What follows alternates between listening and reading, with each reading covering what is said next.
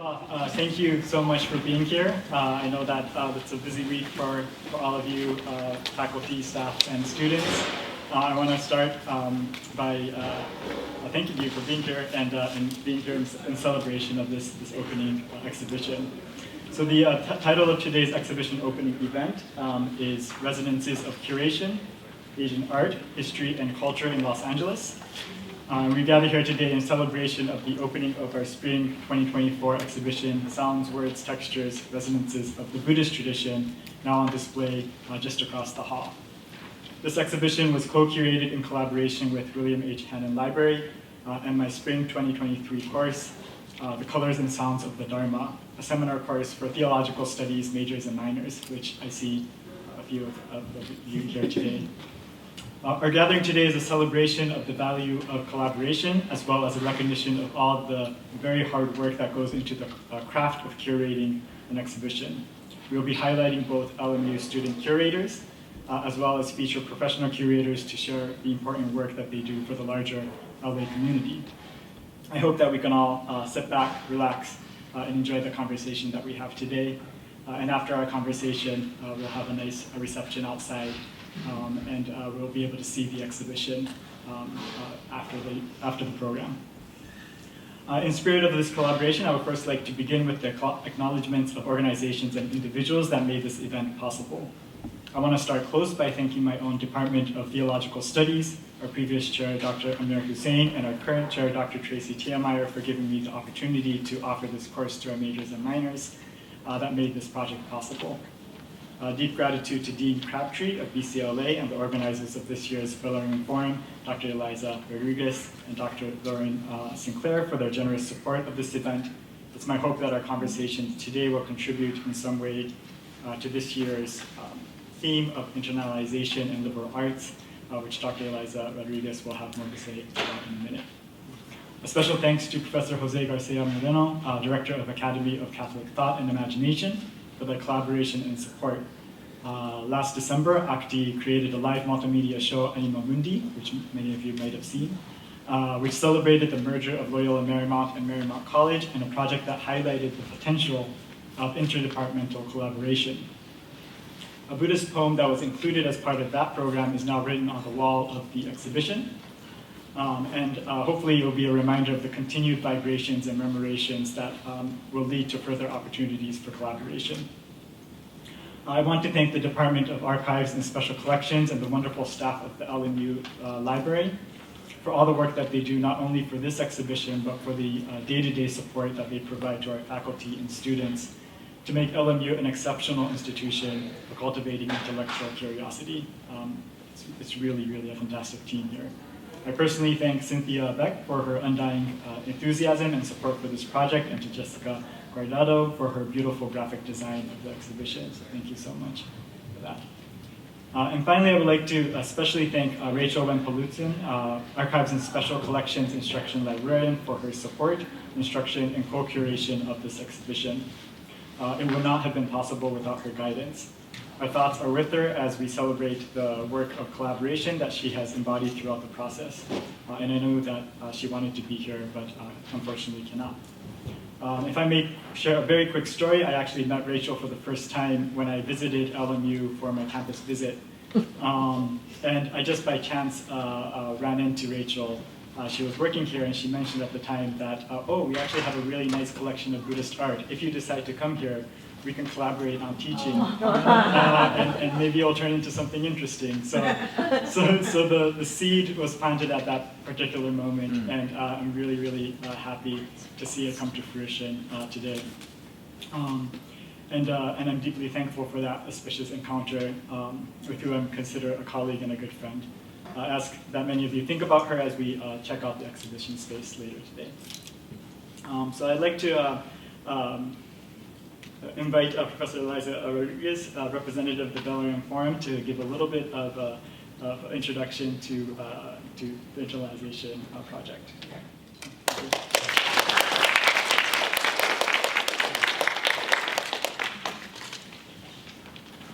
Hi everyone, thanks for being here. It's a beautiful evening.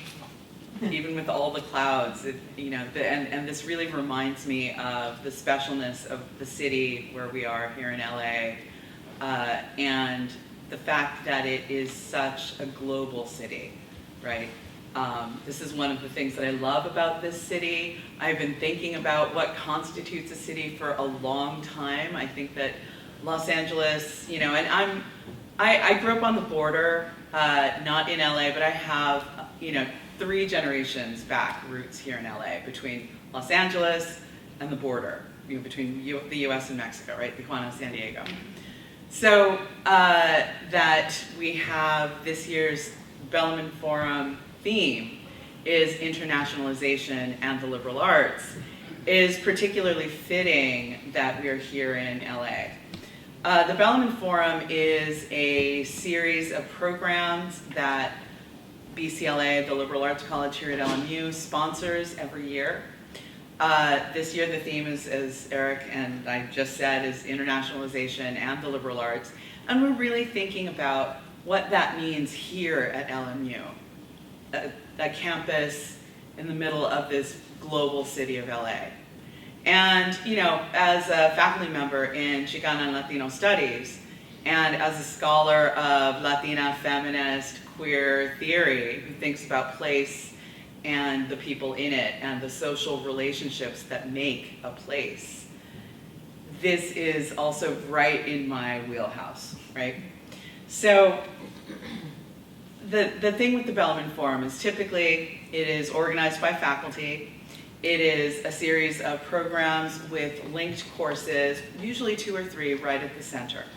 And the thing that is most wonderful about this, that it's not just a kind of symposium for faculty to come together and sort of give their papers or what have you, but the fact that it is really anchored by student participation. And so I am thrilled that we have a student-curated exhibit as one of the anchors for this event. The Bellman Forum is interdisciplinary and student-centered by nature. And I want to talk just for a minute about how I understand internationalization and to give a kind of framework. So, as I understand it, internationalization is a kind of Jesuit reframing of globalization, right? Where globalization is absolutely an economic and material phenomena, right, of global capital, with all of its attendant forms of violence, and it is in very many ways the result of the last 500 years of colonialism and extraction from, former colonies, which is really most of the world that is not North America and Western Europe. And so to really to shift from globalization to internationalization, where we think instead of the borders of transnationalism, to think about that prefix inter, rather than the trans, which is the transnational is the crossing of borders, right? I want us to think for a minute about what it means to be between nations.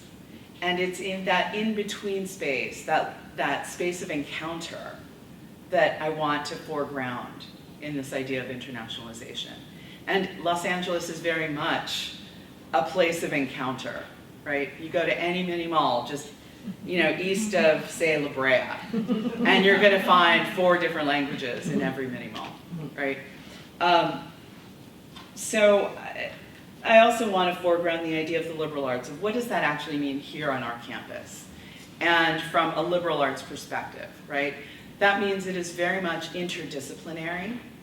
It's a habit of mind that is really transcendent, and it moves between and across those borders of disciplinary knowledge, right? So tonight's program is absolutely an example of that. And if we think, I tried to start cataloging the different disciplines just in the exhibit tonight, right? So we could think and talk about theological studies, ethics, aesthetics, music, art, curation. All of these disciplines are forms of creating knowledge. They are bodies of knowledge, right? And so what we get when we have this incredible encounter is the way that all of those parts, when they come together, become much larger than the sum of those individual pieces. And so, I mean, I think really that is the value of thinking about interdisciplinarity, the liberal arts, and internationalization, because it has these cultural, intellectual, affective elements, and it's in a very material context, right? Of migration, of border crossing, of migrants and immigrants and refugees. So with that, I want to just say that I'm really thrilled that Eric came to the Dean's office with this program pretty much already imagined. And all we had to do was say, absolutely, yes, we want in on this. This is a prime example of what we're trying to do in Bellarmine College, in the liberal arts, and certainly with the forum. So thank you all for being here, and I'm very excited to sort of see what comes next.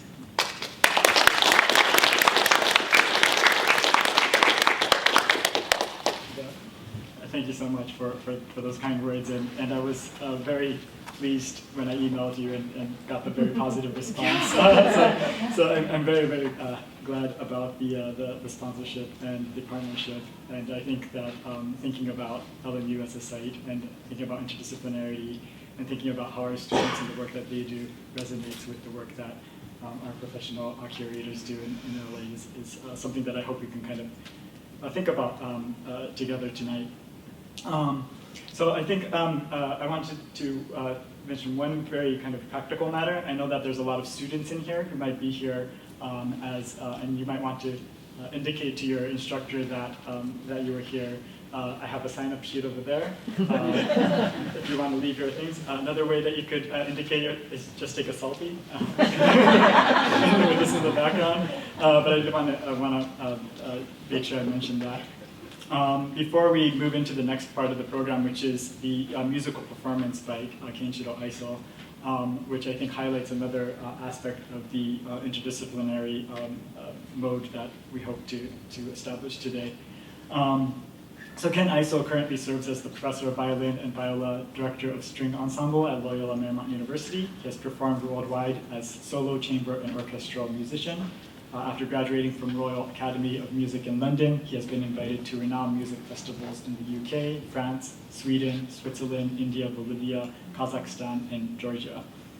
I'm deeply grateful to have him here today as part of this program. Ken actually very kindly joined my class at the very end of the spring semester to listen to the presentations by the students.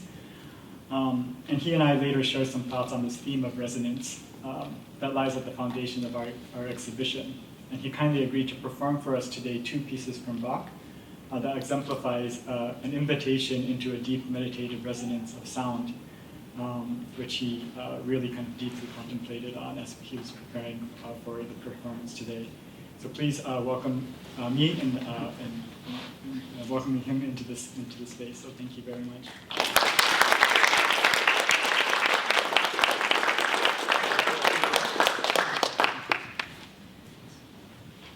Thank you very much. I was so happy when Professor Swenson told me about this idea and invited me. And when I saw the poem by Kukai, the first stanza or first line, all 5 elements have vibrations. That resonated with me deeply. And because what I do is a part of vibrations, the sound vibration, and thought vibrations. And so I thought this would be very nice. And also myself coming from Japan, I have some of the sort of Buddhism background and meditations and that Zen and this. So then I thought I chose this couple of movements from Johann Sebastian Bach's solo sonata for violin alone. this is from much later period. The music was composed in 18th century. But it's somehow the first piece, Adagio, reminds me of bells. And it also has a texture of four voices, and independently and harmoniously. And I thought that was interesting. And the second piece, shorter piece, then I always imagine some kind of walking meditations. And the title is befittingly described as andante, which is walking in Italian. And and also thought about pilgrimage and exhibitions. So these two somehow I hope will be some nice introduction to this wonderful event.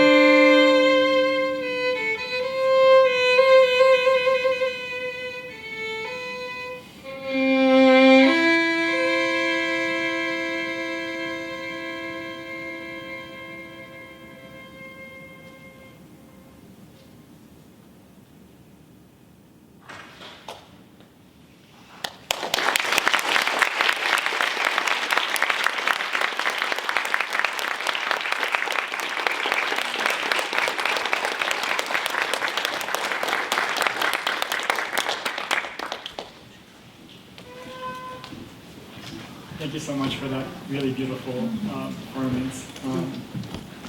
As I was listening to the kind of the layers of vibrations there, I mentioned a little bit about the seed that caused this to happen. I think in the Buddhist tradition, there's a very dynamic understanding of the cyclical nature of karma.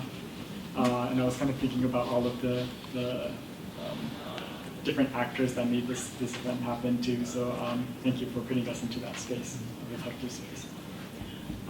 So I think next I would like to, is Cynthia here? Oh, okay, there. So we'd like to do a couple introductions of the exhibition, and I believe that Cynthia has some comments about the exhibition itself. So I'd like to introduce Cynthia Beck, Head of Archives and Special Collections.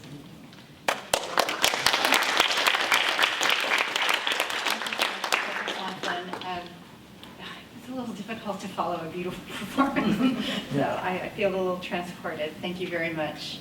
Hi everyone, I am Cynthia Beck, Head of Archives and Special Collections, and I am here to speak briefly on behalf of Special Collections in place of my wonderful colleague, Rachel Wen-Paluzian, who's not able to be with us today.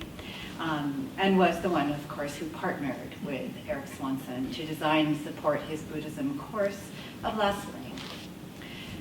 So I am filled with joy every time I step into our exhibit gallery, and I feel surrounded by this beautiful exhibit.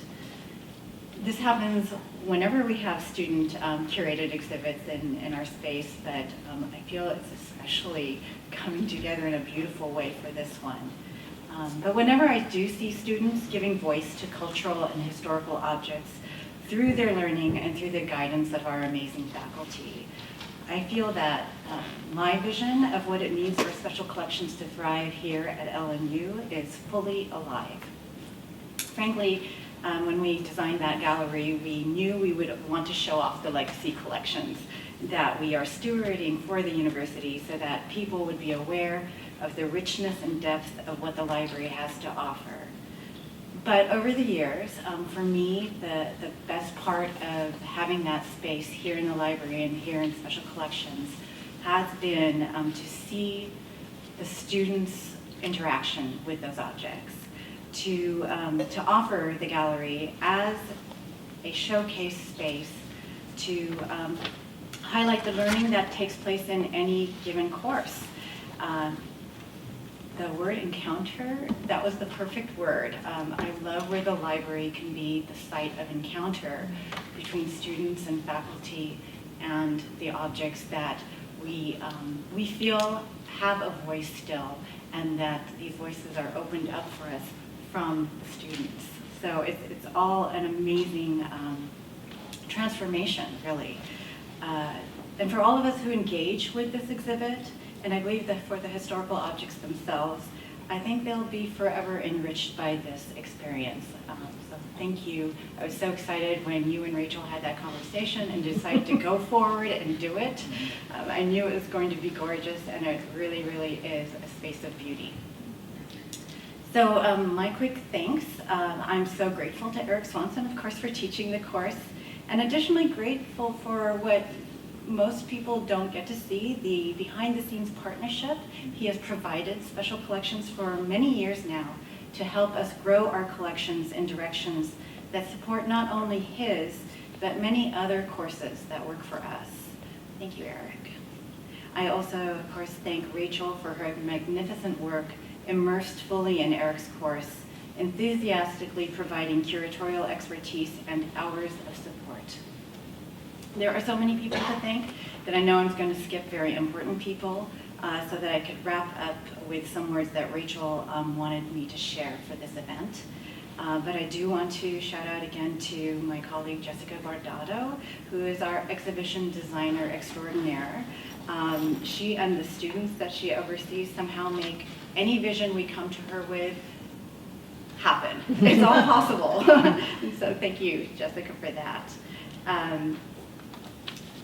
And I don't want to forget very important people that most of us don't get to encounter, and those are the collector donors who think of LMU out of the generosity of their hearts and give for free these amazing objects that we can take care of. And when I look at this exhibit, at least 50% of the objects chosen are from the Jim and Jean Piper collection. This has been probably the first time that we get to so publicly showcase some of the amazing works that came in a collection of, Marissa has told me, over 900 devotional objects representing faiths worldwide. So this is our unveiling of some of the best of the Buddhist objects in there. They were gifted by not only Jim and Jean, but subsequently by all four of his children, especially Kathy McCutcheon and Jeff Piper, who worked tirelessly for months during the pandemic when we were closed to make sure that the objects that their parents had intended for LMU did indeed come home to us. So it takes many people, all kinds of administrators, so thank you, Chris, for always supporting and telling us, go play like this. Donors, faculty, staff, and students to make special collections vibrant enough to support the academic vision of a university. So many people are behind this, and so I always come back to the word joy when I think about this is all taking place here at LMU. So to wrap up with words from Rachel, Rachel writes, I would like to express gratitude to Professor Eric Haruki Swanson and his students for the invigorating experience of co-curating the exhibit. I learned so much from students who asked fresh questions and shared exciting discoveries about their exhibit objects, and from Professor Swanson, who guided the project with his knowledge, expertise, and kindness. It was with this enthusiasm and openness that our minds and hearts activated and formed new connections with the Buddhist tradition through exploring the exhibit materials. I hold fond memories of imagining and creating the exhibit every step of the way, deepening what resonates with us individually and together. The Buddhism materials we worked with were more than objects of academic inquiry. They became something personal and transformative as we infused our own reflections with them. It was an honor to be a part of this collective storytelling. I hope you too will discover new experiences and resonance within the exhibit.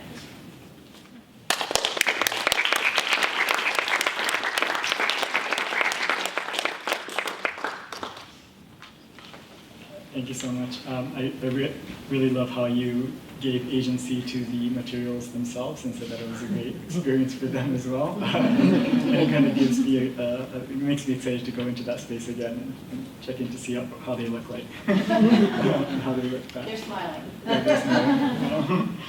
So I do want to spend a few minutes here introducing our exhibition, Sounds, Words, Textures, Residences of the Buddhist Tradition. This exhibition showcases rare Buddhist materials and artifacts from the Jim and Jean Piper collection, as we just were introduced to. Many of the Buddhist statues that you'll see in the gallery are from this collection. In collaboration and support from archives and special collections, we also additionally acquired historical Buddhist texts, such as the beautiful copy of the Perfection of Wisdom Sutra that dates to 1383. It's a really amazing work. Pilgrimage maps and illustrated biographies of Buddhist saints from the early 19th century. Together, these seemingly disparate Buddhist artifacts tell us a story about the diversity of the Buddhist tradition. As mentioned earlier, this exhibition is a product of a course that I offered in spring 2023, titled The Colors and Sounds of the Dharma. And focusing on the examination of Buddhist ritual, visual, and material culture, we asked students to reflect on the one hand, limitations of language and text, and to evaluate how Buddhist concepts of faith, salvation, death, emptiness were negotiated and expressed through the written word, the sonic aspects of chanting, the textures of physical and material objects. Each student selected a specific Buddhist artifact that resonated with them at the start of the semester and spent the entire semester reflecting on this object while conducting critical research necessary to write a label, 250 words, for the exhibition. So in a series of sessions, students worked with Rachel, Archives and Special Collections Instructional Librarian, Alexandra Justice, Reference and Instructional Librarian for Theology, thank you for being here, to learn and research about the variety of Buddhist artifacts from different eras and regions. The student research and exhibition labels were the final culmination of their work for the class, which you'll see displayed in the gallery itself. I also want to bring your attention to the Gallery Companion, which is a folder which includes a summary of the students' research if the 250-word label is not enough and you want to learn more. So for the exhibition theme, we decided as a class to frame it around the notion of resonance, as we've kind of seen a couple times already. As articulated in one of the treatises we read in our seminar by 9th century Japanese Buddhist monk Kukai. In a work titled Meaning of Sound, Letter, and Reality, Kukai presents a vision of the world as a profound resonating of all things in the universe, including the vibrations between each of our consciousness and the physical properties of the objects that populate the world. Kukai writes, as written on the exhibition wall, 五代に皆響きあり、実界に言語をぐす。六人ことごとく文字あり。発心はこれ実相なり。The five great elements all have vibration. The tenfold world possesses speech. The six sense objects are all letters, and the Buddha body is none other than reality itself. As a class, we agreed that this notion of resonance might help us rethink how we envision the goal of our exhibition. The individual notes heard in the voices of ritual chanting, the ideas expressed through words on the text, and the whole range of textures in the materials used in the production of visual culture resonate with each other to reveal the full complexity of the Buddhist teachings as both vastly diverse in its expressions and deeply interconnected. In other words, the exhibition will be framed as an invitation to listen deeply to the various resonances of the Buddhist tradition. We hope that the artifacts in our exhibition tell you a new story of the Buddhist tradition, one that is complex, full of wonder, and constantly waiting to be heard. I would like to acknowledge and name our student curators, many of whom have already graduated and are doing great things all over the world. Natalie Azar, Monica, Casta, Neda, Deno, sorry for butchering your last name, I think she's here actually, Monica. Rise Folk, Megan, Gardini, Brooke Van Heyer, Andrea Libby, Sage Sullivan, Hannah Van Den Tiller, Isabella Vitulo, Sam Yaziji, and Osiris Zepeda. So today I'm happy to spotlight two of our student curators. I've asked them to introduce the objects that they studied for and to share some reflections about their experiences in the process of curating the exhibition. So the first of our two spotlighted student curators is Osiris. She's currently a senior at LMU and is a biology major and theological studies minor. Is that right? Okay. So let's welcome her up to the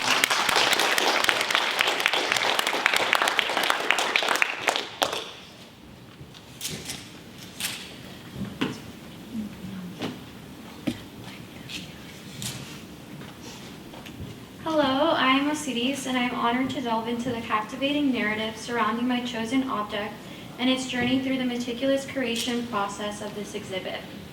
Allow me to provide you with a refined overview of the immersive journey we embarked upon in our class. Our academic endeavor commenced with the task of meticulously selecting an object, followed by an in-depth exploration of its historical and cultural significance. Culminating in our final project, we were tasked with distilling our exhaustive 11-page research paper into a succinct exhibition label of a mere 250 words. An endeavor that was not easy. Allow me to introduce you to my object of focus, the wide-robed Guanyin Bodhisattva. Within Buddhist tradition, a bodhisattva embodies enlightenment, choosing to remain on earthly planes to guide sentient beings through their rituals and through their trials and tribulations. Among the revered bodhisattvas in China, Guanyin stands as an emblem of compassion and mercy, particularly cherished for her feminine representation. The allure of Guanyin stems not only from her compassionate nature, but also from the accessibility of her salvation. Originating in the 3rd century, Guanyin's introduction to China coincided with an absence of widespread deities, making her teachings and miracles profoundly influential. The Lotus Sutra, in particular, emphasizes the transformative power of chanting Guanyin's name, a practice believed to bring solace and protection to those in need. Central to Guanyin's narrative are pilgrimage sites, with Mount Pituo emerging as a pinnacle of spiritual reverence. Legend has it that this sacred mountain witnessed Guanyin's awakening, attracting pilgrims seeking solace and enlightenment. Depictions of Guanyin often feature a dragon symbolizing protection and the vanquishing of adversities, a motif deeply entrenched in Chinese folklore. The metamorphosis of Guanyin from the male deity Avalokiteshvara further underscores her dynamic nature. Associated with illuminating sentient beings towards nirvana, Guanyin embodies compassion across diverse cultures and epochs, perpetuating her legacy as a beacon of hope and solace. In essence, the multifaceted manifestations and interpretations of Guanyin epitomize her transcendent influence on Chinese Buddhist material culture, resonating across continents and generations. Overall, I found immense pleasure in curating every aspect of the exhibition, from the harmonious blend of music to the carefully chosen labels, vibrant colors, and enchanting ambiance.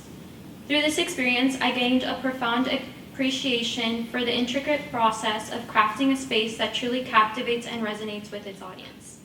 Thank you.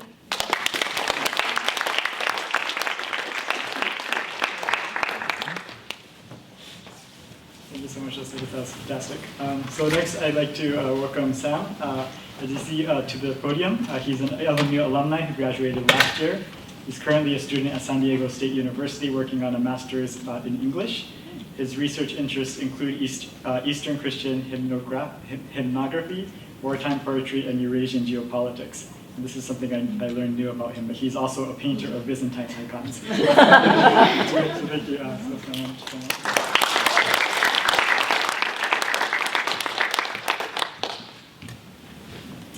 Thank you, Dr. Swanson and Osiris.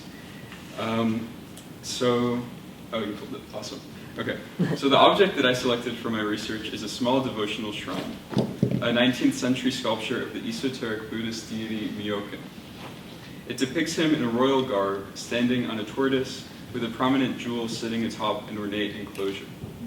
Though this particular depiction of him might be small in stature, his significance is quite literally cosmic for Shingon esoteric Buddhists. So Myokin's cult of worship began in the 7th century in Japan. As a symbol of the pole star and the northern dipper, his origin likely lies with the prior Chinese Taoist deity, Xuanwu, the spirit governing the northern hemisphere. His earliest followers in Japan, however, were Koreans who settled there in the late 6th and early 7th centuries, spearheaded by a prince named Insong. As my research progressed, I found that Myokin is elusive in his theological significance.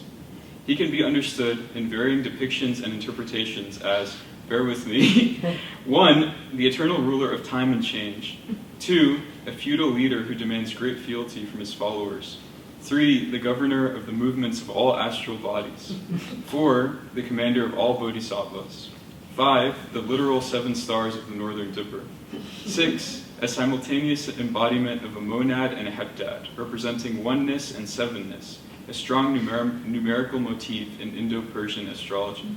7, the god of battles and protector of the Chiba clan warriors. And finally, as a condensation of the entire cosmos. Now, when you see the exhibit, I want you to pay attention to the size of this particular shrine, because it's really stunning.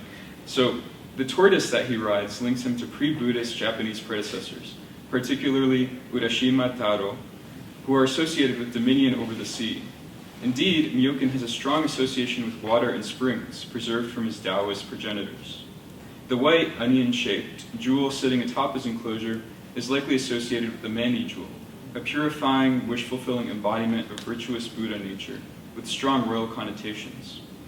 The royal knightly garb Myokin wears has associations with Chinese notions of the link between the stars and royal sovereignty. The emperor was usually associated with the pole star, or the eternal great monad, which Myokin would later become an embodiment of. The most interesting and still unresolved aspect of my research was that Myokin also has a possible connection to the introduction of the 7-day week to Japan. The scholar Jeffrey Kotick situates the Myokin cult in the context of the introduction of Near Eastern astrology in Japan, through an anecdote about Kukai, the founder of the Shingon school of Buddhism, and himself a highly venerated legendary figure. Quote, prior to the 9th century, calendar specialists in Japan were unaware of the concept of Sunday. This refers to the custom of the 7-day week, an originally Greco-Egyptian concept that spread to Iran and India. Kotick asserts that Kukai was the first to introduce an awareness of the 7-day week through a study of an ancient Chinese astrology manual which was compiled from Near Eastern and Indian sources, which Kukai used to describe intercalary months and short months, making it clear that Shingon esoteric Buddhism was explicitly interested in astrology from its beginning. So Kukai's adoption of the 7-day week is essential to cementing Myokin's identification as a heptadic deity, as Sunday is the 7th day of the week, and enriching the development of Myokin's cosmic identification with the pole star in the Big Dipper, which is a 7-starred constellation. So, to wrap this up, Myokin teaches us of the polyvocality, or the multi-voiced nature, of esoteric Buddhist cosmology. His manifold pre-Buddhist origins, Chinese Taoist, Japanese folk, Korean, Greco-Egyptian, and even Indo-Persian, shows us the fluidity and non-dogmatic nature of Buddhist theology in medieval Japan. The process of the formation and development of these deities is a far more organic and mystical one than we might have initially believed in our limited perception of Buddhism in the West. Thank you to Dr. Swanson and to Rachel for facilitating such a wonderful and enriching research opportunity, and thank you all for being here.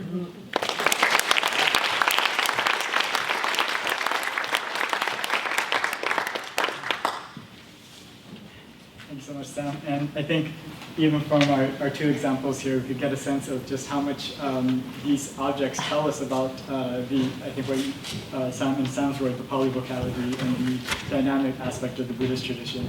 And so I invite all of you to look at each object and think about what you can get from every single one. But thank you so much. I would like to transition now to the final part of our program, which I'm very excited about, where we've had a chance to get the insight from the student curators, and I'd like to highlight professional curators, which was an important part of our class as well. We took some class excursions, and we were able to meet Dr. Emily Anderson and Dr. Phillip Bloom. Dr. Emily Anderson from the Japanese American National Museum, and Dr. Phillip Bloom, curator of Chinese Garden and director of Center for the East Asian Garden at the Huntington Library, to hear their insights about the craft of curation, which the students then brought back into the classroom as we thought about our own spaces. I have a quick announcement to make, where I just Dr. Emily Anderson is parking now. So she'll be here in a few minutes. So initially we were thinking of having Dr. Emily Anderson go first, but will it be okay if we switched around? And so I think we'll go ahead and ask Dr. Bloom to come up in a minute. I would like to introduce Dr. Phillip Bloom. He is the June and Simon K. Seeley Curator of Chinese Garden and Director of the Center for East Asian Garden Studies at the Huntington, which I think we're all familiar with. He's a specialist in the history of gardens, designed landscapes and Buddhist art of China's Song Dynasty. He received his PhD in Chinese art history from Harvard University in 2013. And prior to joining the Huntington in 2017, he served as an assistant professor of East Asian art history at Indiana University, Bloomington, where I got my undergrad, actually, and completed a postdoctoral fellowship at the University of Tokyo. Also, as part of the Colors and Sounds of the Dharma, we had a weekend excursion to the Huntington, where Dr. Bloom took us through his exhibition, Crafting a Garden, inside the creation of Liu Fanyan, on which he'll be sharing with us today. So please help me.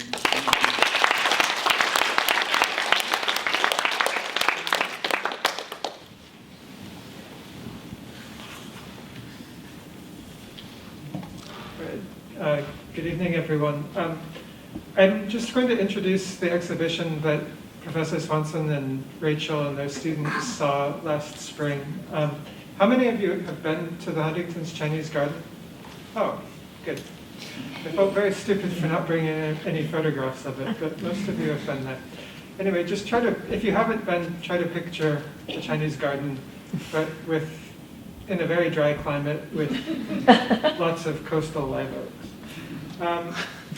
So the exhibition really was a means for us to try to respond to a lot of visitor questions that we receive frequently.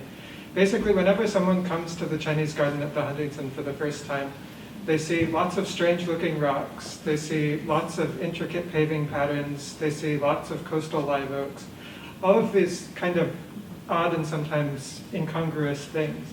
And they end up asking either curators like me or docents about these particular elements. So we wanted to create an exhibition that could respond to some of these questions, and by doing so, take visitors into the kind of process of designing and constructing this garden. Ultimately, of course, we wanted to deepen visitor appreciation of our garden, but we also wanted them to gain a little bit of insight into Chinese garden making practices more generally. So to do this, we kind of divided the exhibition into 5 themes: building, paving, mountain making, planting, and writing. These are actually just 5 crafts, all of which appear in almost any garden that's been constructed in China in the past 1,000 years or so. Chinese gardens tend to be very architectural spaces, so we focused primarily on building and paving. Mountain making has to do with shaping the landscape and creating rockeries. Planting is about the actual landscaping, and then writing involves calligraphy. Most Chinese gardens are somewhat distinctive in their use of text. A garden in many ways is meant to be read as much as it's meant to be experienced physically, and that's something that if you can't read Chinese, it's not necessarily apparent. So we wanted to use these 5 themes to kind of offer insights into otherwise inaccessible aspects of the design of the garden. So the exhibition included a variety of things: books, rocks, tools. We commissioned some custom models of different buildings. We also included quite a lot of photography and video of the construction processes. At the Huntington now, we do all of our interpretive material, at least the introductions, in English, Chinese, and Spanish. And in the exhibitions in the Chinese garden, we do everything in both English and Chinese. So the exhibition is in a small space, about 1,500 square feet. And visitors would come through, they would see the introductory panel, and then ideally, they would first go through the section on building, which included, some diagrams taken from blueprints, photography of different roof structures. The centerpiece, at least for me, was this model of the different layers of a particular building in the Chinese garden. When you got up close to the model, you could see that there's really a steel framework inside of this otherwise traditional looking building. There are multiple layers for the roofs, for the foundation, etc. Let's see. We had a series of photographs showing the relationship between external roof structures and the internal support systems. We had also a model created by the artisans who actually built the garden of a section of the roof, so that you could see how tile was applied on top of mortar, which was applied on top of these multiple layers of wood and waterproofing materials. And you could also see that the tiles themselves were wired into place, so that if there's an earthquake, the tiles wouldn't be shed from the building. There were also models of bracket sets, and finally a series of photographs showing buildings in our garden on the right and their predecessors in gardens in China on the left. And you can see just how closely the Huntington's garden replicates some of the historical gardens in China. And Professor Swanson and the students were joking earlier about a 250-word label being such a challenge. Our labels are 50 words. The longest thing we're allowed to write is an introduction, which can't be more than 150 words. I found this very strange when I first started working, but the longer I've been at the Huntington, the more I realized that short texts really are much more effective. When you're standing, you don't have patience for more than about 2 or 3 sentences, and certainly not for sentences that involve subordinate clauses. In the paving section, we included again a series of photographs of different paving patterns, and this was complemented with a digital map so that visitors could see where the paving patterns appear and also could learn a little bit about their significance. But we also included facsimiles of historical texts to show that our garden really does have a basis in historical practices. And fortunately, during the construction process, we commissioned a videographer to do time-lapse video of certain crafts, including paving, constructing one of the buildings, and building one of the rockeries. So his works, his video works were displayed as well. In the mountain making section, we again began with historical texts to provide a kind of context for the rockeries in the garden. Because we couldn't have a physical rockery in the gallery, we had some smaller scholars' rocks that share conceptual similarities with the rocks outdoors, and then a series of photographs of that process of raising the individual landscape stones. In planting, we included a photo display of 40 of the most common Chinese garden plants. It turns out that China is one of the most biodiverse places in the world. It has something like 20 or 30,000 species that are native to it, and yet only about 100 species of plants appear in Chinese gardens. And we used the photo display and an accompanying digital map to talk about that. And it all has to do with literary and poetic symbolism. So visitors could look at these photographs and then access a digital map to learn more about the significance of each plant. We also had commissioned an artist to do a video about the changes of the 4 seasons in the garden. And he combined poetry, painting, videography, photography to create this kind of immersive experience of the passage of time in the garden focused on plants. And finally, in the section on writing, the centerpiece was a poetic couplet, so a writing in ink on paper that was then transformed into a carved wooden couplet. And rather than having the placards displayed as they normally would be outdoors, we asked that the artisans craft the placards so that you could see each step in the carving process. So you had the original work on paper, then the different kind of layers of carving that were involved. And ultimately, you got to see what the finished character would look like. This gives you a little bit better view of that. The artisans also shared their tools with us, so we were able to exhibit both the tools that the carvers themselves used, as well as the tools that the calligrapher used to write the original couplet. And the artisans even filmed themselves doing the actual carving. So through this quite small display, you really could see every aspect of the production of one of these wooden couplet placards. As I've mentioned several times already, we complemented the exhibition with some digital materials, essentially maps that would take you through either architecture or paving or plants or calligraphy, and would allow you to engage more deeply with the materials than you could with a 50-word label. So that's more or less what I had hoped to introduce, and looks like that worked out.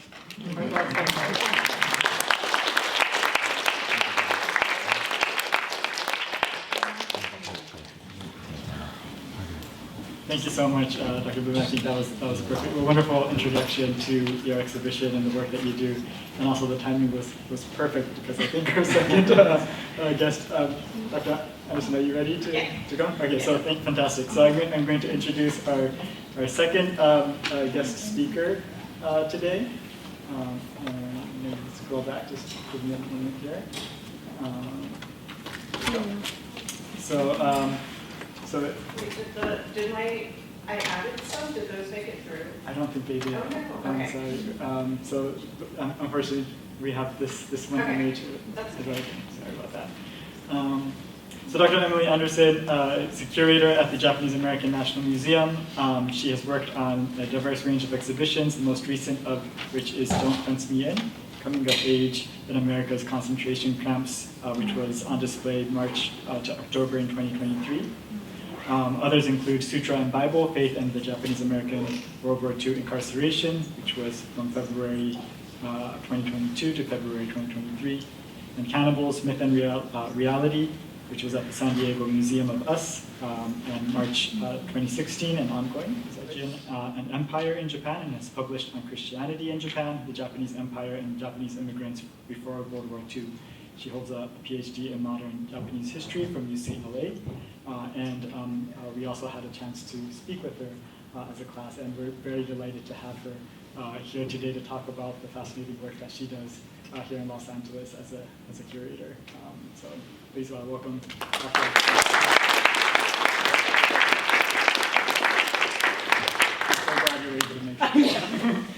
This is, I tend to underestimate, well, I left with plenty of time, it's just that traffic kept building up over, you know how it is, California, Southern California traffic. It's not even Friday.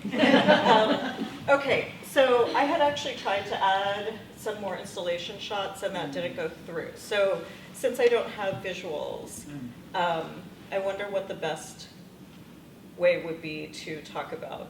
It's kind of hard to talk about in an exhibit when you can't see the exhibit. So, and also, sorry, because I'm so late, I missed the first one. So how would you like me to approach? So I think that if you can give us a sense of the types of projects that you've worked on, and if you can guide us through, without the images, yeah, the types of materials that you've highlighted. Sure. Because I think that's what I personally found very fascinating about your work, is the selection of the materials and how that tells a very interesting story about, in this case, the Japanese American community that we might not otherwise know. Right? So if you can kind of share with us the themes that you kind of deal with, what kind of objects that you use, I think that would be fantastic. Okay. So I'm going to use the mic, even though I'm a loud talker, but I know that you can't ask if people can hear, because if they can't hear, they're not going to hear you ask if you can hear. So, but I am loud, so I hope I'm not being too loud. Yeah, thank you so much for inviting me for this. This is a really wonderful opportunity, and as a former academic myself, I used to be an assistant professor and left academia, which is a whole nother story. So it's always, I see, because there are not a lot of people who bridge both museum work and the academic world, I see it as one of the unique things I have to offer, that I can speak to faculty and scholars and explain to them how we work in sort of public-facing history, and then I can help museum folks understand how scholars think about things. So as, you know, I started out in museum work and then went to grad school, thought I was leaving museum work behind, and then ended up at a university in the wheat fields of Eastern Washington and realized that quality of life is very important. And for some people, it's a wonderful place. It just was not wonderful for me. So I returned to museum work. And partly I also returned to museum work because for me, thinking through the challenge of how to tell a story that is based on rigorous research and study, but that is then presented to an audience who doesn't want to hear about all these specialized terms and theorists, and you know, they have their kids with them and they have 2 hours and their kids are hungry and are starting to get, you know, like they're starting to sort of pull them around, and how do you capture people's attention and communicate something that is meaningful? That is it's a very different kind of challenge from, say, the classroom or publishing your own scholarship, and it's one that keeps you on your toes. I very, very rarely get to work on something that is my specialization. So as Professor Swanson mentioned, I co-curated with Duncan Williams at USC an exhibit on religion in the camps called Sutra and Bible. And that's been the only, will probably continue to be the only time in my life that I will work on an exhibit that actually has any overlap and with my area of expertise, which is Christianity in Japan. You know, a real big and very popular topic. So let me talk through this exhibit. So Don't Fence Me In, Coming of Age in America's Concentration Camps, the title is pretty self-explanatory. You know, you argue over and over about what title to give an exhibit, and this is sort of, when this was suggested, it was like, this is perfect. It originated, the original proposal was actually generated from volunteers at the museum, many of whom had spent time in the camps, and they had wanted a Boy Scouts and Girl Scouts exhibit. That was the original focus. And they had applied for funding and gotten funding for that focus.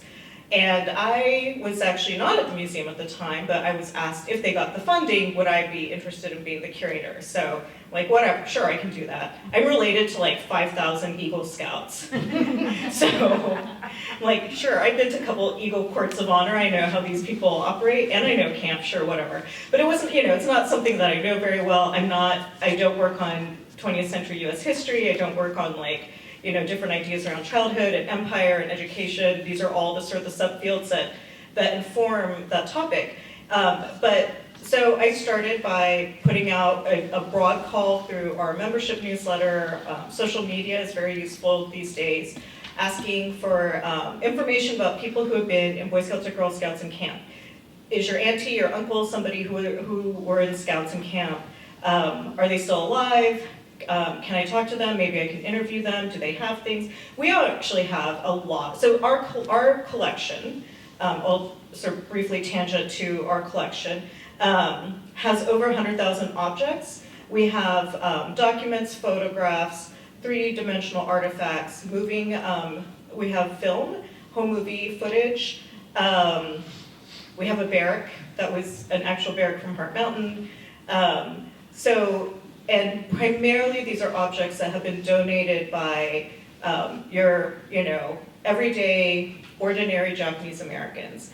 And unlike most museum collections, most of the museums, including LACMA, which made the news today, I don't know if you saw, they have some Benin bronzes that some people would like returned. They've been, this is, I don't know if you watched John Oliver, but he did a big piece focusing on the British Museum's Benin bronzes, but there are in the Met, Boston MFA has, all the museums are basically hordes of things taken from other people, right? Museums come out of imperialism in the 19th century. It is about, they were also sort of informed by the social scientific idea about collecting specimens to explain other civilizations or literal physical specimens of human beings. And human specimens were taken without permission. So it's about plundering the world's riches by imperial powers. And so, there's something, and the museum where we did the cannibals exhibit, which is a totally different story, but very fascinating, so I'm happy to talk about that later. But that museum, it was sort of a very eye-opening experience, because I had been introduced to museum collections through JANA, which is, people, little grannies and grandpas will come in with these this is my mother's passport when she came from Japan, and the comb she had, and her suitcase, and then here's our trunk we took our stuff to camp with, and here's some kitchen utensils. Would you like them? And we say, yes, absolutely. We're so honored that you are willing to give us these things. We'll preserve them and share them in perpetuity, and we take that seriously. So each item that comes in is evaluated, and we write up sort of a history of the object, of the family, and where this fits into sort of the material culture of Japanese Americans. So it is very much from bottom up, community-based, about taking things that are ordinary objects and saying that they have value, that they deserve to be in a museum collection. So it's very much sort of the opposite of the standard conventional model. So when I went to a standard conventional museum, I was like, oh my gosh, did people get permission? There's jade from Maori in New Zealand, which it's actually New Zealand national policy that you return Maori objects to New Zealand. They won't chase after you, but it is on the government website. So there's all, so our collection is full of things of ordinary people, which makes it really amazing and exciting. And so in addition to doing this sort of call out to the community, letting them know we're doing this, we want to know. At some point, I had a spreadsheet of every single Boy Scout troop in Southern California, and then what number they became in camp, and then if they returned. And I got really into learning about how Boy Scouts administration works, things I never thought I would learn. This is typical of my job, is that I become an expert in things that I never thought I would learn. But over the course of all of this, I went through all the camp newspapers. Each camp had newspapers. They weren't dailies, though a couple of the really annoying ones were 5 times a week. I say annoying because when you're trying to actually read every paper, it's nice when there's just one long weekly paper, when there's like 5 a week. Topaz is not my favorite list. But so I was going through and initially just sort of collecting information about Scouts, but I discovered that that was just one of many, many clubs and activities available for kids coming of age. And it's because the parents were absolutely petrified their children would go bad in the camp environment. Also, before camp, there were Scouts, because parents were, Asian parents. They were like, oh no, both parents are working, we don't have time to watch our children, but they're going to become delinquents. I've heard stories from people who are in their 90s about like roaming around it. It was sort of like our gang, roaming around in little teams of like children through Little Tokyo, running in and out of stores. So the parents said, we must put a stop to this. They must be channeled into, organized activities. So they were, and this continued on in the camps. These were activities that parents and adults within the community initiated and insisted that the government provide the materials. So, sports equipment, camping equipment, arts and crafts, all of those things. There were model airplane clubs in the camps, which I got so obsessed with. And sports, every kind of sport you can imagine. And it was sort of like Friday Night Lights, where even if you didn't have children playing sports, like the entire community would come out to watch these games. And so it was, I did end up interviewing 25 people who had been, the youngest I interviewed, they were a little bit too young really for my purposes, but typically they were people who were like 10 to 13 in camp. So now they're in their 90s. They're a very resilient, tough bunch. Most of them are still driving, which I wish they weren't.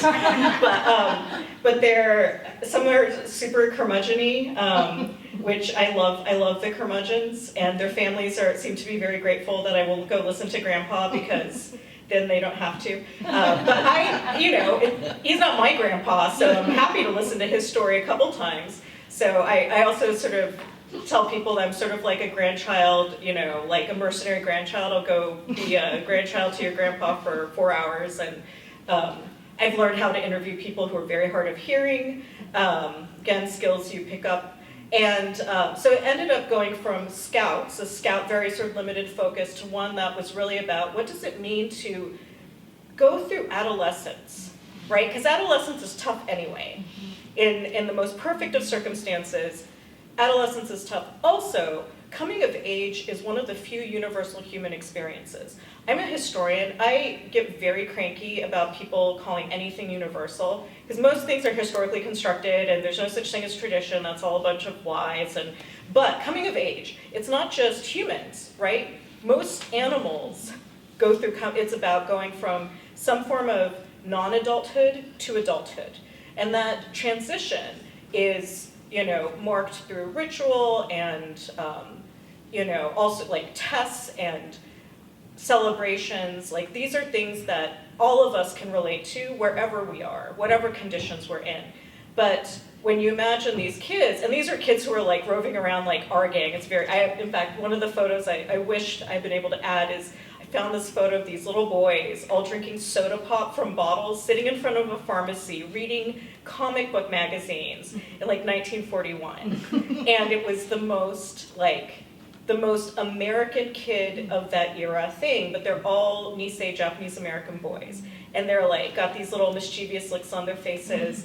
Just, like what happens when you take those kids for having those experiences and they don't know what's going on. Also, being who they are is just confusing because they're entering adolescence and that's confusing.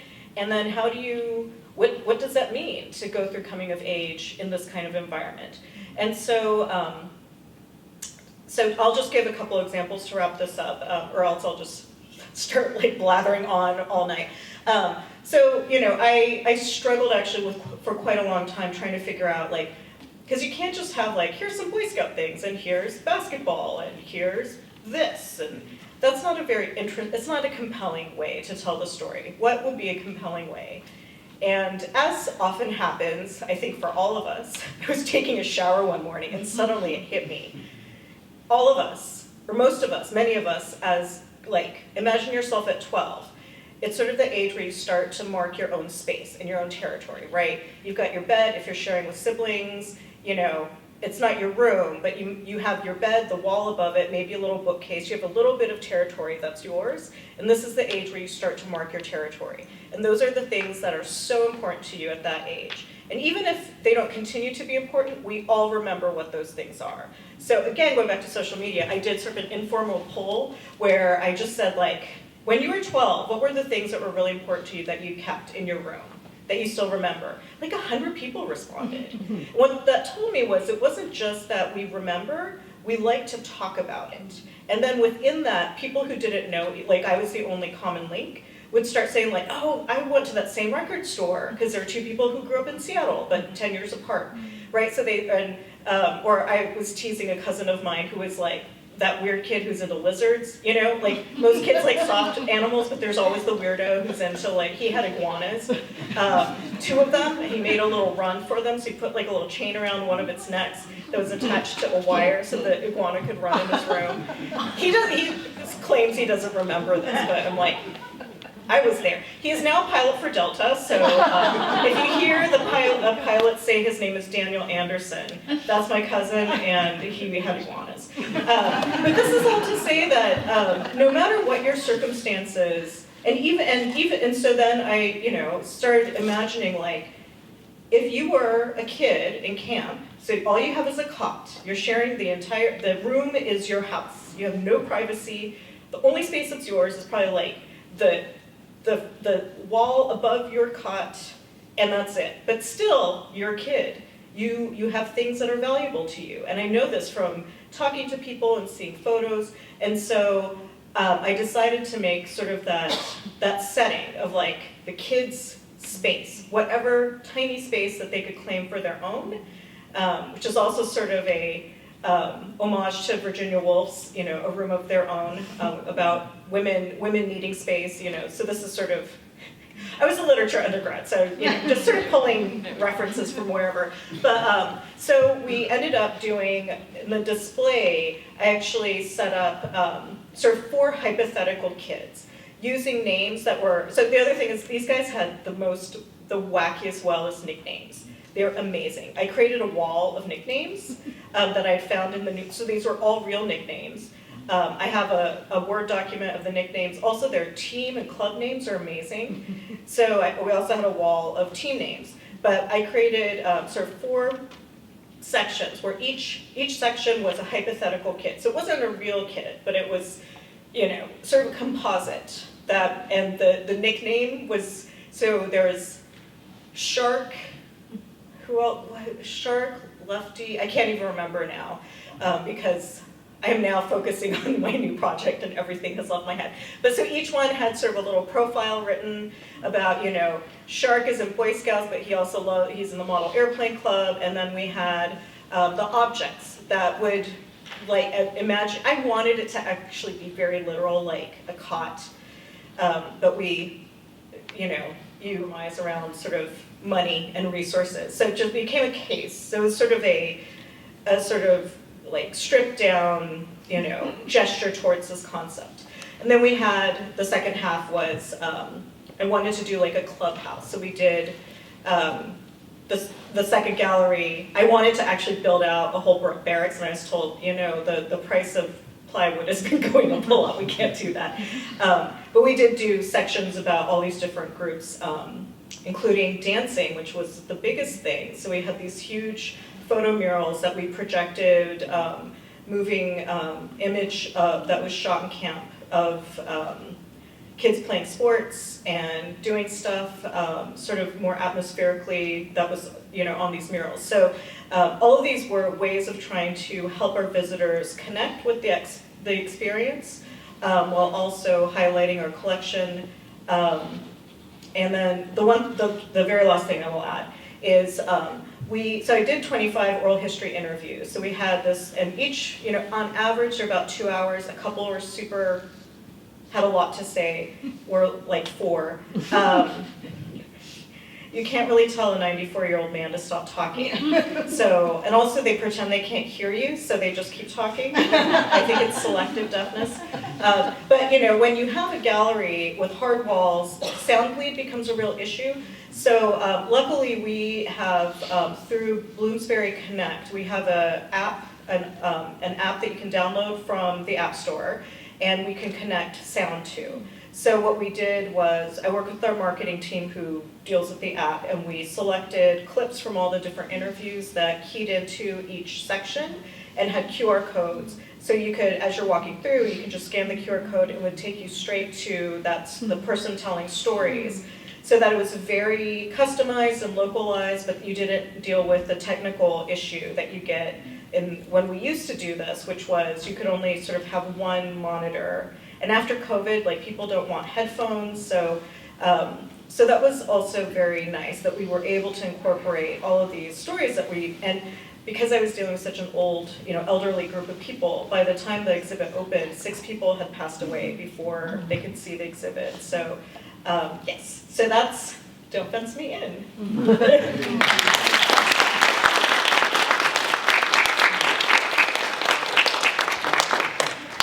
So, thank you so much. And I'm very sorry that the images didn't come in, but I think even if we put you in a blank walled room, I think you'll be able to continue to captivate the audience without any images. So thank you so much for bringing us through the exhibition. And I also want to be mindful of the time.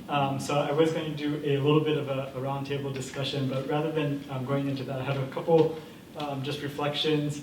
But I also want to give everybody a chance to ask questions. Like maybe we're going to do kind of a late night show kind of style just for a couple minutes here, and Sam and also Stu, if you want to also pull up over here. I think one of the things that maybe before I open it up to questions, I think what I found fascinating of both of the presentations today was how do you captivate your audience, right? I think that question of how to captivate the audience. And then also, Dr. Bloom talked about the garden is meant to be read, which I thought was really interesting. And in a lot of senses, I think both of you are doing work that help us to better read LA.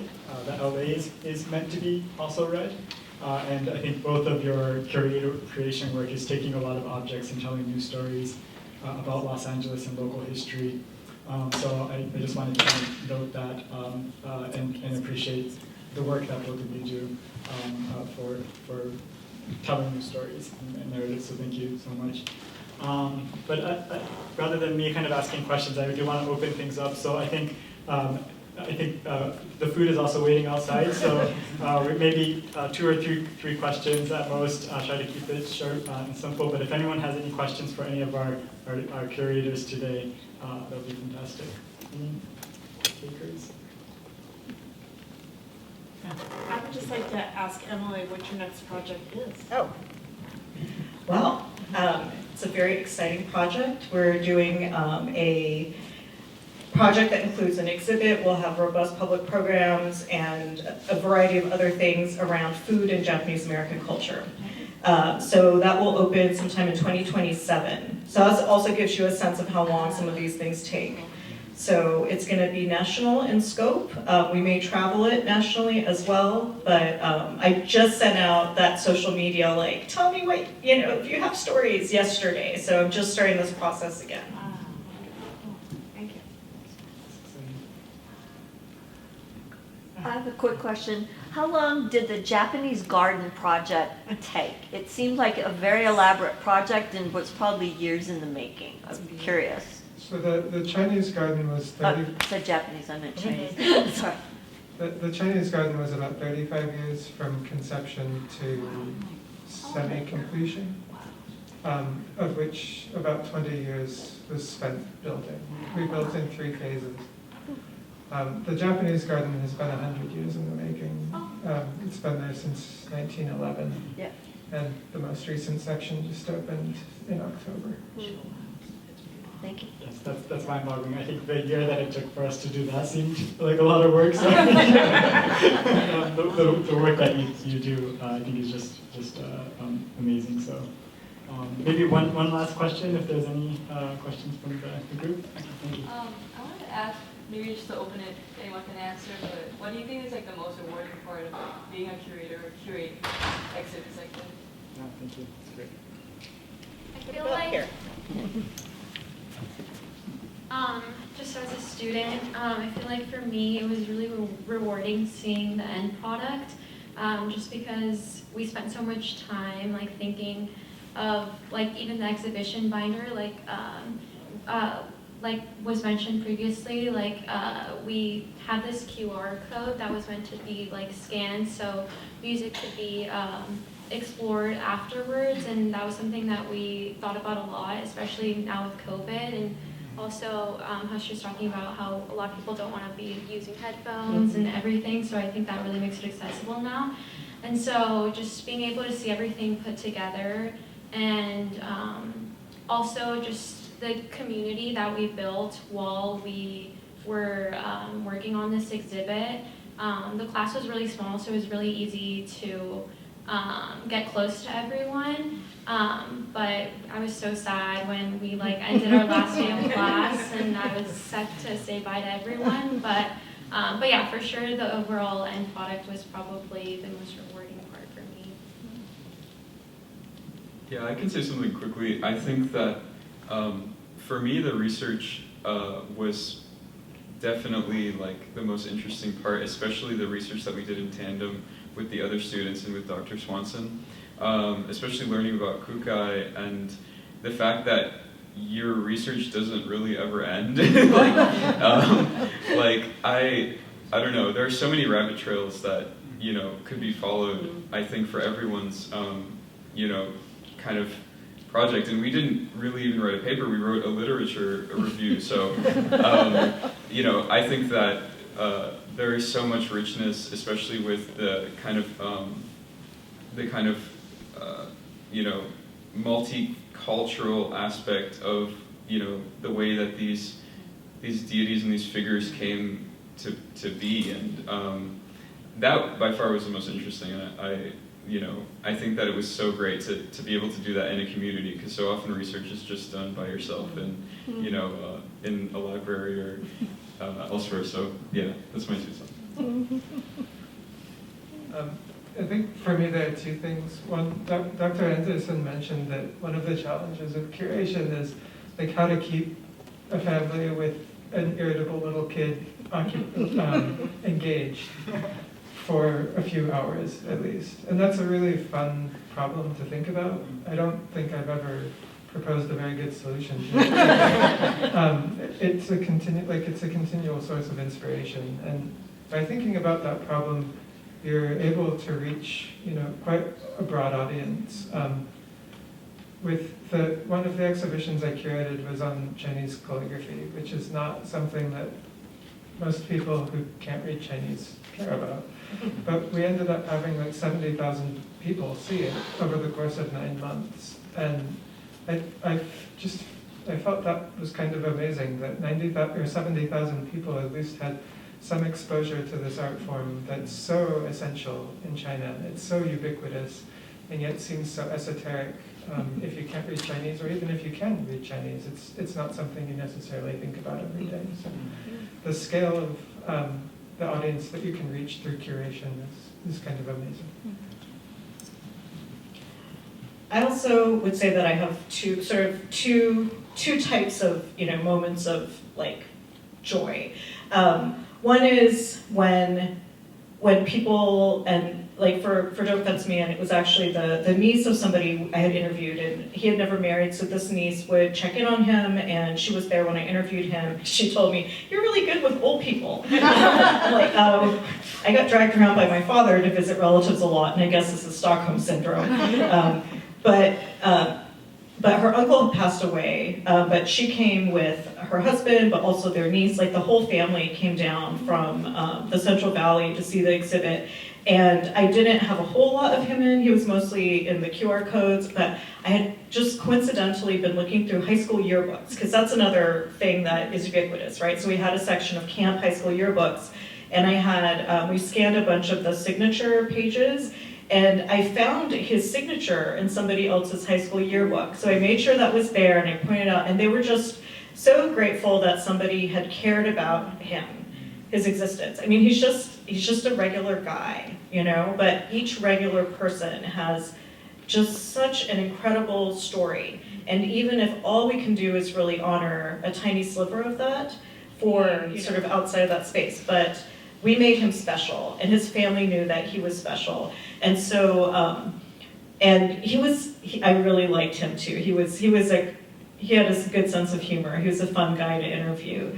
The other one is when you have an idea and you're not sure if it's going to work, and then you discover that like you're onto something golden. So, very quick example. The cannibals exhibit I worked on, totally different. I was trying to figure out how do you, so not my idea, I got assigned to it. There was a weird series of circumstances. I didn't want to do ethnographic displays because there's no way to avoid reinforcing negative stereotypes. No matter what you write or what you tell people, people will see and understand what they want to. So I was trying to figure out how to make this exhibit work without actual quote-unquote cannibals. So I was reading a bunch of books and read one about shipwreck cannibalism, which used to be a thing. It was legal to not only eat, but to kill someone in order to sustain the rest of the crew until 1882. If you go to law school, you'll learn about this case. It's called Regina v. Dudley and Stevens, very famous case. Anyway, so it turns out that you drew straws to figure out who was going to be the sacrifice, and philosophers would use this thought experiment as a way to think through whether, you know, is this a line that we should not cross? Like, is cannibalism beyond what is acceptable, or is it part of the law of man? And so this comes up, this thought device of being in a life raft with people, and then what do you do? And I was like, now that would be a really interesting interactive in an exhibit.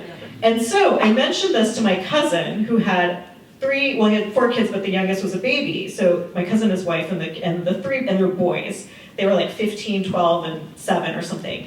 And they were like, "We'll eat Dad." And the mom was like, "Well, you can't eat me." Like she was breastfeeding, so she's like, "I'm making food, don't eat me." You know. And I was like, this can be a family exhibit, right? Because no gory photos. And like, if it's things like this where it's actually inviting people into empathizing with people in these situations, but it can be fun. But this was inspired by reading a book on the intellectual history of cannibalism. But it was just that moment where you're like, okay, this can happen. And it's a very elaborate part if you go see the exhibit, and you can hear laughter erupting because they're drawing straws and finding out like the skinniest person in the group is going to be eaten, and that's it's but stuff like that. Wow.